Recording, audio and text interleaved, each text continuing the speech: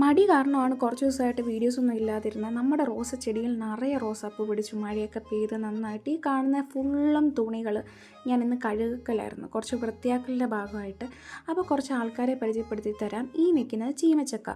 ഓരോ സ്ഥലത്തും ഓരോ പേരായിരിക്കും. ഇതിന് ശീമച്ചക്ക എന്നൊക്കെ പറയും. നല്ലതാണ്, തീയൽ പോലെ വെച്ച് കഴിഞ്ഞാൽ നല്ല ടേസ്റ്റാണ്. ഈ വട്ടം കാ പിടിച്ചിട്ടുണ്ട്.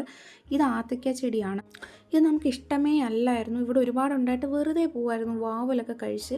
അങ്ങനെ ഈ ഇടയ്ക്ക് തിന്നപ്പോഴാണ് ഇതിൻ്റെ ടേസ്റ്റ് മനസ്സിലായത്. ഇതിന് നല്ല മധുരം കേട്ടോ, നല്ലതായിട്ട് ഇഷ്ടപ്പെടും.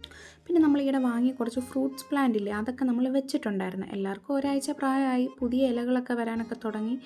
ആ നിൽക്കുന്നത് സീഡ്ലെസ് ആയിട്ടുള്ള നാരങ്ങയുടെ ചെടിയാട്ടാ. പിന്നെ നമ്മൾ 2 മാവ് വെച്ചു. ഈ കാണുന്നത് NATയുടെ റെമ്പുട്ടാന്, കാണാൻ പറ്റുന്നുണ്ടോ എന്ന് അറിയത്തില്ല. പിന്നെ ഈ നിൽക്കുന്നത് JA33 അങ്ങനെ എന്തോ പറയുന്ന ഒരു പ്ലാവ്. പിന്നെ മാംഗോസിന് തണൽ വേണമെന്ന് പറഞ്ഞാൽ ആ ഒരു സെറ്റപ്പൊക്കെ ഉണ്ടാക്കിയിട്ടുണ്ട്. ഇത് മൾബറി ചെടിയാണ്, അതും പിടിച്ച് കിട്ടിയിട്ടുണ്ട്. അങ്ങനെ അകത്ത് വന്നപ്പോൾ നഴ്സിങ്ങിൻ്റെ കുറച്ച് ടെക്സ്റ്റ് ബുക്കൊക്കെ ഇങ്ങനെ ഒരു ബാസ്ക്കറ്റിൽ അടുക്കി വെക്കലും പറക്കലും ഒക്കെ ആയിരുന്നു.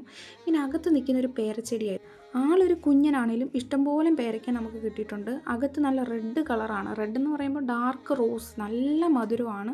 ഇതിൻ്റെ ഇലയിലും ആ ഒരു കളർ ചേഞ്ച് ഉണ്ട്. ഈ നിൽക്കുന്നത് ചിക്കു ആണ്, അഥവാ സപ്പോട്ട. അതിൽ നമുക്ക് ഒരു കായ കിട്ടിയിട്ടുള്ളൂ. പിന്നെ അവക്കാഡോ ആണ് ഈ നിൽക്കുന്നത്.